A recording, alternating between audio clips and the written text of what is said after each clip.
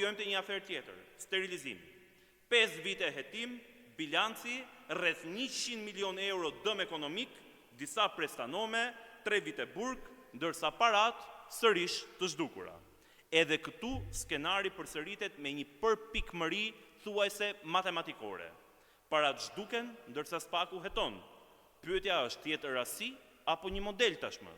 E njëjta gjë ndodhi me check-upin. Prej 5 vitesh hetohet, 0 rezultat.